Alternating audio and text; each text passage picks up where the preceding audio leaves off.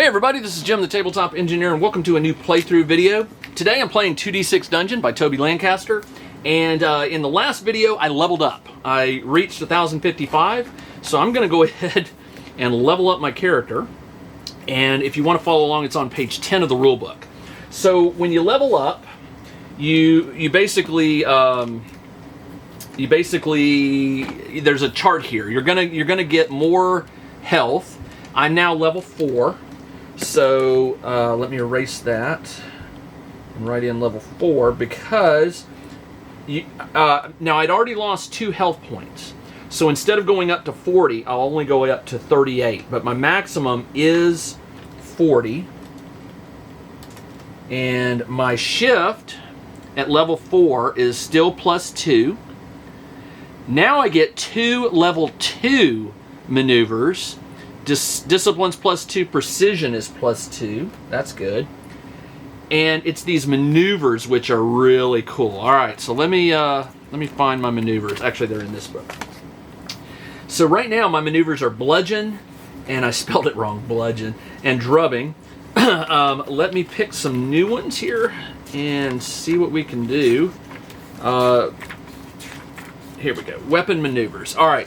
The bludgeon, I have a heavy mace. The bludgeon does a d6 and the drubbing does a d6. So I get 2 level 2 maneuvers. Let me double check that. I want to read that one more time. Make sure I'm not cheating. 2 level 2. So I can change these. Nice. So let's do that. That means I can get some more powerful attacks. So the first one I want... well, the first one was a 3-3. If I upgrade it, I could do a 3-2, which does a batter, which is d6 +4. A 4-4 does a clobber, d6 +4. And a 6-5 does a deadly crush. 6-5 would be tricky to get. A 5-5, clubbing maul, a violent lambast, 5-3. It's all about the odds, right? I mean, your baseline is 3-3 or 4-4. So what I'm going to do is I'm going to choose the 4-4 clobber. 4-4, and it does d6 +4. And then I'm going to choose, I could go for the deadly crush, d6 +7. It's a 6-5. When you roll really low, though, you're not going to make that until you get up in the higher shifts. Because I'm still shift number 2. That means I would have to roll like a 5-4 or a yeah. I mean, I haven't done the math on this. Let's not get greedy. Let's do a 5-3. A violent lambast. I'm just going to call it a lambast. It is a 5-3. And it is d6 +5. All right, there are my new, that's my new attacks. And I need to go ahead and write those in here so I don't forget. And we will get started on this dungeon. So it's kind of cool that you can level up your attacks too. On the next level, level 5, I get 3 shift starting. So that's going to be nice instead of this starting 2. Lambast. It's a 4-4 and a 5-3, and this is d6 +4, d6 +5. So both of my attacks do some good damage. Minimum of 5, minimum of 6. So that's kind of nice, unless they have armor, which is a very good possibility. All right, let's keep going. I am in this room. I already got the treasure. So let's go through the north door. That's a double, so I get to roll 2 dice and add them to it. 2 and a 5. So this is going to be a 6x9 room, another large room. 6x9. This is going to be room number 4. So 6 will be 1, 2, 3, 4, 5, 6 by 9. 1, 2, 3, 4, 5, 6, 7, 8, 9. All right. How many exits? No exits. All right. Now, the rules do say that if you ever reach a point where you haven't got at least 50%, I think, of the dungeon, explored, you get to find a secret entrance, but I think it's a one-way thing. So once you go through it, you can't go back. All right, so we have a dead-end room here. And this is a, let's roll to see what it is. Page 57, I think, was the large rooms. No. 54. 54, level 4, large room. You roll 2d6, you add them together. That is a 7. It is a pillared hall.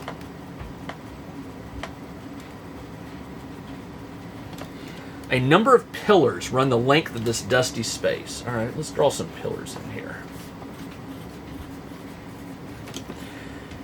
There is a metal burner here that hasn't been lit for a long time, but it does contain woods. Roll on IAUT2. This is not a unique room.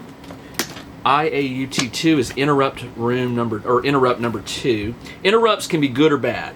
It's interrupt number 2 is on page 5051.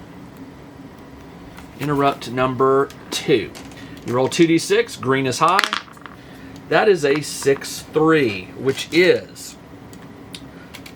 Didn't I already do this one? Yeah, I did. This part of the room is covered in cobwebs and filth. You push on with your search and find the remains of a rolled up rug. Hidden inside is a lockpick +3 with 3 uses. No, I did not do this one. So it's a lockpick +3 with 3 uses. Excellent. And is that it? That is it. No encounter in the room. All right, so I have to backtrack a little bit. And I'll go through this corridor.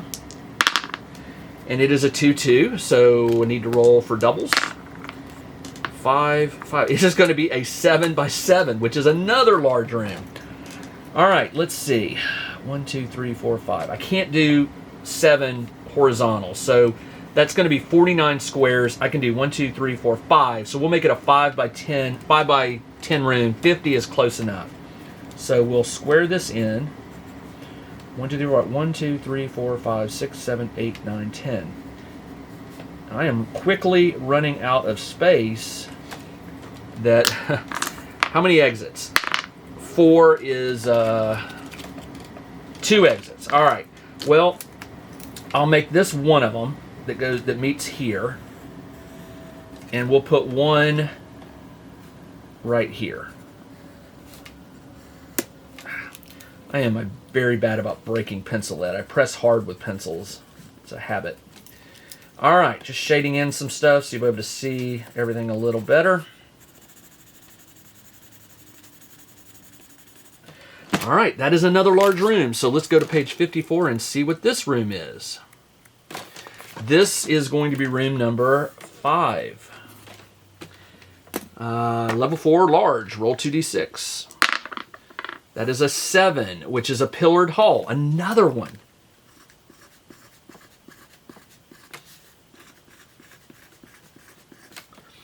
All right, and it's not unique. So, and it says they're archways. So these are archways, which makes sense. Roll on IAUT 2. So we'll go back to IAUT 2. Interruptions. That is a 7. Didn't I just... Oh, no. 4-3. Didn't I just roll that? 4-3. No, I didn't. Okay. 4-3. Yet... Oh, no. The 7 was the room, the type of room. Never mind. All right. So I rolled it again for the pillared hall. This is 4-3, which is... You notice a large stone relief of a face above you on one of the walls. You can inspect it further. Why not? If you do, roll a d6. On a 1 to 4, a torrent of water erupts and soaks you. You don't want to be wet in this dungeon. 5 to 6, you spot a large, high-quality pearl embedded in its forehead. You are able to pop it free and add it to your treasure. So basically, I've got a 4 and 6 chance of getting soaked. 2 and 6 of finding a high-quality gem. Now, the rules on soaked are interesting. Let me get those, because you don't want to be wet in the dungeon. You can always start a fire, and I think I have enough to start a fire. Fires. You cannot simply light a fire. There must be a fire pit, a campfire, a hob, a fireplace, or something to contain it. You do start with flint and steel, so I do have flint and steel. You can also naturally use fires to dry off and remove the soaked status. All right, soaked status. me find that, because I don't know if I want to take a chance here. Now, if I do find well, you don't know that you're going to trigger the trap, so I can't meta, I can't play this like that. Soaked. Being soaked works the same as being bloodied, except you must dry yourself by a fire to remove the condition. After 8 rooms, instead of a fever, you gain pneumonia and lose 1 hit point for every room you encounter until you are dried. Once dried off, remove all ticks on the soaked track and carry on. Is it worth? It's not worth it. I don't want to have to track 8 rooms and getting pneumonia and then losing health. And if I don't find a fire pit or something, then I'm really in trouble. So I'm going to ignore it. I'm not gonna mess with it. So basically, there's 1 door here. Let's go through it. A 1-1, which is a corridor, and it's a double. So yeah, you still roll. That's a 7x7 room. Wow. Okay, I think when you still roll doubles. If you roll doubles, you still roll the extra die. Let me confirm that. That's the first time I've ever seen that. Roll a d6. If you roll, okay, hold on, here we go. If you roll a double when rolling for room dimensions, always roll, apart from a double 6, roll again. Okay, so I do. So that is a 7x7 room, which is another big room. This is going to be called the Dungeon of Large Rooms. 1, 2, 3, 4, 5, 6, 7. All right, so let's go this way. 1, 2, 3, 4, 5, 6, 7. 1, 2, 3, 4, 5, 6, 7. And right here. All right, how many exits in this room? 3. Excellent. So one of them will be this one. I'll put another one over here, and I'll put another one over here. All right, there we go. All right, let's go. And this will be room number 6. Room number 6, page 57, or 54. No, yeah, 54. 2d6, green, add them together. That's a 4. 4 is slag mounds. This was another pillared hall. Slag mounds are unique, so there can only be one of these. This is obviously a space where the ore and slag were dumped during construction for a series of tall mounds to fill the space. Roll on IAUT2. They're wooden doors. Are they locked? Only a 6 will lock them. They are not. They are unlocked. Okay. Unlocked. Unlocked.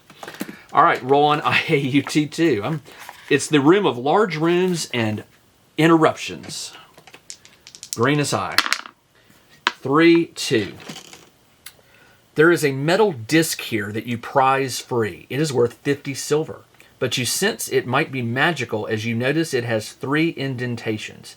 You can place 3 gems in these slots. If you do, roll on GCT1.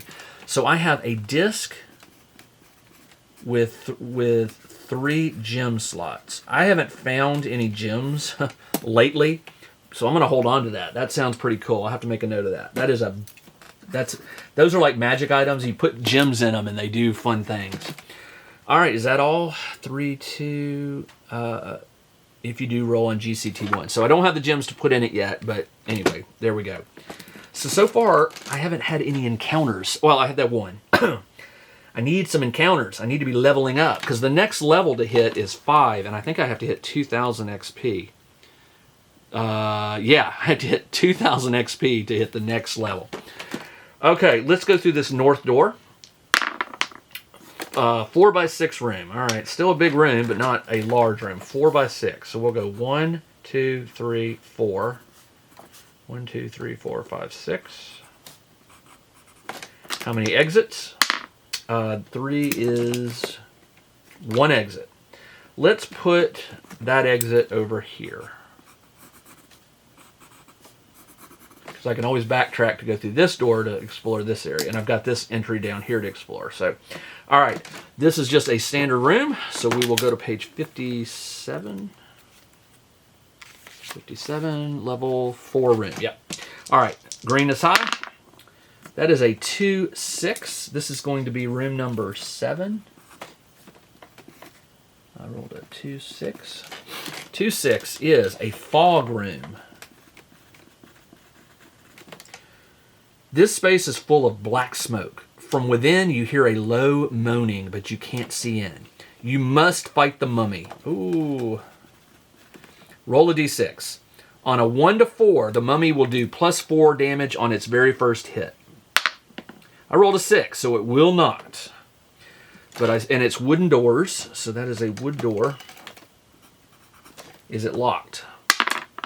It is not. Only reinforced doors. All right, let's find the mummy, which I believe is a level 4 creature. Level 4. Nope, must be level 3. I hope it's not a level 5. Mummy. Okay, where are you? Uh-oh. Huh. Mummy? It wouldn't be level 1. There'd be no way. Nope, not level 1. Level 2? Not a level 2. Not a level 3. Well, you know what? I have some other cards around that I may... Oh, here it is. Mummy! I've fought it recently, okay. Or I just forgot to put the card back in. All right, Mummy. It has 15 health. 2, 3, 4, 5, 6, 7, 8, 9, 10, 12, 13, 14, 15. 90 XP plus 2 shift. Senseless senseless body on primary 1s and 6s. That's considered armor. It's not a movement. It just means its body's toughened. All right. What else? Is that it? That's it. Okay, so we will go to round number 1. I will come at it and attack with a 4-3. With 2 shift, I cannot make it a 6-4. Oh, hold on. I got a break. So I could do a 4-4 or a 5-3. I'll do a 5-3. It does more damage. Although he doesn't block on either one. So I'll turn this to a 5-3, which does, it's a lambast, which does d6 plus 5. He does not block on a primary 5 or a secondary 3. d6 plus 5. 3 plus 5 is 8. And that is awesome. All right, he comes at me. And that's a mishap. One of the pieces of cloth becomes tangled and it trips, hitting its head. It loses 3 hit points. 1, 2, 3. It's only got 5 health left. All right, turn number 2. I come at it. I rolled a 3-4. With 2 shift, I can make it a 4-4, which he still does not block on. It does d6 plus 4. 6 plus 4 is 10, and the mummy goes down. Nice. All right. Let's see. I get 90 XP for that. So that would be 1,145. 145, yeah. 145. All right, and I get a roll on BST2. BST2 is Body Search 2. Yep, page 20. Body Search 2, no modifier. I rolled a 5. On a shoulder strap is an old throwing knife, -1. Throwing knife, -1. I think that means -1 damage. I think throwing things always hit, but I think you treat them as they always hit, but it would do -1 damage. Okay, that was the mummy, and this was a normal size room, page 57. So let's see, was there anything else? Fog room, which was 2-6. You must fight the mummy. No treasure, so just what he had on his body. Okay, so there's one door here. Let's go through it. That is a 6x3. This is going to be room number 8. 6x3. So 6 this way, 3 up. So what we can do is 1, 2, 3. 1, 2, 3, 4, 5, 6. All right. So I have a lot of rooms up against the wall that I could search for a secret room. Let's see. Are there any doors? There are 2 doors. So we'll put one here. And we'll put one here. Although I don't think they can really go anywhere. There'll probably be dead ends. I might roll a small room here. We'll see. Okay, let's see what is in this room. This is page 57. Standard room. Green is high. 6-3. I already rolled that, didn't I? It's a Montani. 6-3 is a Muratani Shrine, I think. Muratani Shrine. It is unique, so I have to roll again. 2-2. 2-2 is a Frozen Grave. That's more like it. Frozen Grave. Is this unique? Frozen Grave, or where did it go? 2-2. It is not. Okay. It says, this room feels freezing. A coffin stands to one side. A white ambience creeps into the space. You must face a ghost. If you survive, you can search the coffin. It's got wooden doors. All right, they're wood. Are they locked? They are not. So they are unlocked. And now I have to fight a ghost. All right. Have I fought a ghost before? Probably. Level 2, maybe? Nope. Level 3. Level 3. All right. Ghost. The ghost has 2 shift. It blocks static fusion on primary 2s and 3s. Phased arm on secondary 6s at -2. Okay, so all their blocks do -2 damage. Okay, is that right? No treasure. Great. 85 XP. All right. Reset. +1. All right, I come at it. I roll a 3-1 with 2 shift.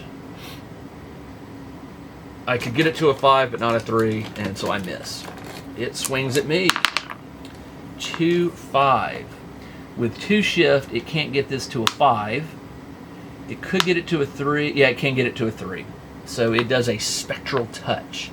Now, I block on secondary 5s and primary 3s. You can only choose one, and they're both -2, so it's just -2 damage. And a 3-5 is D6 -1, so it's actually D6 -3. So it does 3 damage. I'm down to 35. Turn number 2. I attack with a 1-5 with 2 shift. I can't get it to a 4-4 or a 5-3. I miss. It comes at me with a 1-4 with 2 shift. It cannot get. It could get this to a 3, but not a 5, so it misses. Turn number 3. 2-5. Here we go. With 2 shift, I could get this to a 4, but not a 4. Ah! I miss. I can't believe this. All right. It swings at me with a 3-2. With 2 shift, it could get this to a 4, not a 3-5. It could get this to a 5, but not a 4. It misses. Turn number 4. We both get a bonus shift. I roll a 2-2. All right. With 3 shift, I could get it to a 5, but not a 3. With 2 shift, I could get it to a 4, but not a 4. I miss again. It swings, and it gets a critical hit. The ghost raises its hand and fires a bolt. Lose 3 health. I'm down to 32. Just like that. All right. Turn number 5. We both get 2 shift. Oh, by the way, his health. I forgot to totally draw that in. He's got 15. 1, 2, 3, 4, 5, 8, 9, 10, 11, 12, 13, 14, 15. All right. With 5-2, finally, with 4 shift, I could get this to a 5-3. He does not block on a primary 5 or a secondary 3, so it's D6 + 5. 3 + 5 is 8 damage. 5, 6, 7, 8. All right, he comes at me, and a natural 1, mishap. They rise in the air and seem to stabilize. They lose their next turn. All right, excellent. So he will not attack me on turn number 6. I get a free attack. We're at 3 + 3 shift. And I roll a 5-2. Once again, I will turn that to a 5-3, which is D6 + 5. 2 + 5 is 7, and that is enough to defeat the ghost. All right. I get 85 XP, which I hate doing math. 1, 1, 4, 5, 8, 5, 1,230. 1,230. Alright, the ghost has no treasure, but I can search the coffin, it said. So let's do that. It was on page 57. And I rolled a 2-2, which was the frozen grave. Roll on SLT2. I don't know what that is. SLT2. Sarcophagus loot table. Page 30. Alright, page 30. And I roll on table number 2. No modifier. 2d6. 10. A small stone statue of Nevizator is here. You can make an offering and smash it for 1 favor point. Nevizator, like sticks, cloth, hemp, rope, glass orbs, and sapphire. And I believe I have some sticks. So my sticks are gone. And I get 1 Nevizator. So now I'm at 2 for Nevizator. And that's it. No treasure for the room. All right. Let's go through this door right here. It's probably a hallway. It's a 3x5 room, which is 15. I could fit a room in here. I will say it is a dead end. So 2 by 1, 2, 3, 4, 5, 6, 7. 2 times 7 is 14, which is almost 15. Good enough. I can make it a dead end room. And let's see what is in this room. This is going to be room number 9, page 57, 2d6. I rolled a 2-6, which is a fog room. Was that unique? No, it's another fog room. And is this another mummy? It is. Got to fight the mummy. And no wooden doors because it's a dead end. So, I try to keep these videos under 30 minutes, which is what I'm about to do. I will be back in the next episode where we will take on this mummy and see what happens. I didn't have too much trouble with the first one, so I think I'm doing okay. This is Jim, the Tabletop Engineer. Thanks for joining me on this game of 2d6 Dungeon. I'll be back very soon with another episode. Until then, everybody, take care. Check out the new RPG and Wargame newsletter. Each week, the Tabletop Engineer shares news, products, Kickstarters, and much more related to the gaming hobby. It's free to subscribe, so check out the link in the video description below to sign up.